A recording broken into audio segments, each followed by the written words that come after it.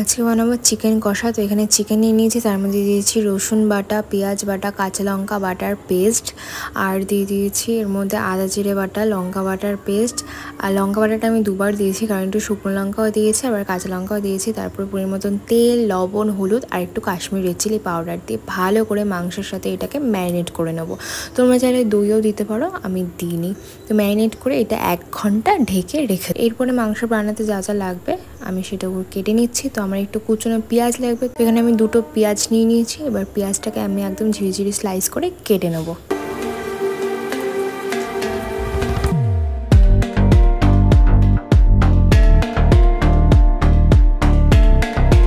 আর এখানে আমার আলুগুলো ভাজা কমপ্লিটও হয়ে গেছে। এবার পেঁয়াজও ভাজা হয়ে গেছে, কড়াইতে দিয়ে দিচ্ছি সরষের তেল। রাখা পেঁয়াজগুলোকে দিয়ে ভালো করে এগুলোকে ভাজা ভাজা করে নেব।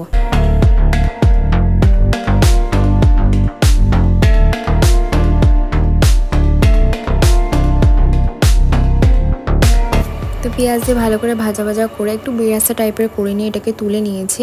একটু অন্যরকমভাবে চিকেন করার ট্রাই করছি আমি, ফার্স্ট টাইম মাথায় যা আসে তখন আমি সেটাই করতে শুরু করে দিই।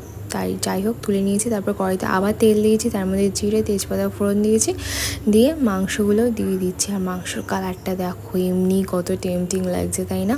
তো মাংসগুলো দিয়ে দিয়েছি, দিয়ে ভালো করে কষিয়ে নিয়েছি। তারপর এর মধ্যে যে বেরেস্তা মতন পেঁয়াজটা করে নিয়েছিলাম সেটাও অ্যাড করে দিয়ে ভালো করে কষিয়ে কিছুক্ষণ ঢেকে দিয়েছি।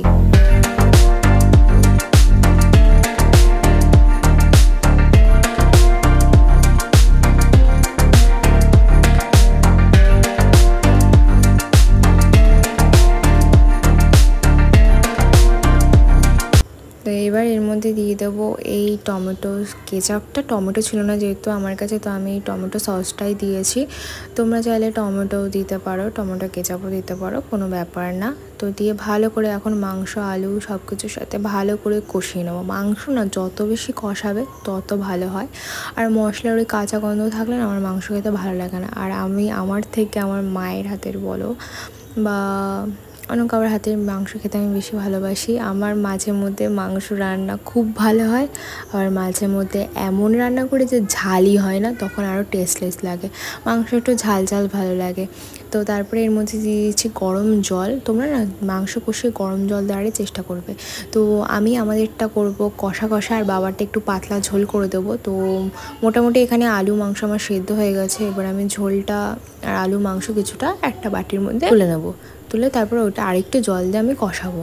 তো দেখতে পাচ্ছ কতটা ইয়ামি লাগছে। তো এখানে আমি এখন নুন ঠুন সব চেক করে নিয়েছি, আর এদিকে বাবারটাও হচ্ছে। তো মোটামুটি এখানে মাংস রেডি হয়ে গেছে। তো নামানোর আগে একটু গরম মশলা দিয়ে দিলাম, আর বাবারটাও এখানে রেডি হয়ে গেছে। বাবারটা একটু ঝোল রেখেছি, খুব বেশিও না কমও না, আমাদের থেকে একটু বেশি। আর দেখতে পাচ্ছ কতটা তেল ভাসছে, একটু বেশি তেল দিয়ে রান্না করে ফেলেছি।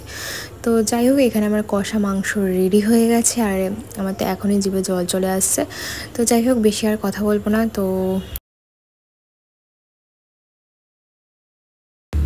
চলো আজকের ভিডিওটা আমি এখানে এন্ড করছি। ভিডিওটা যদি ভালো লেগে থাকে লাইক, শেয়ার অ্যান্ড সাবস্ক্রাইব করতে ভুলো না। দেখা হচ্ছে খুব শীঘ্রই নতুন একটা ভিডিওর সঙ্গে।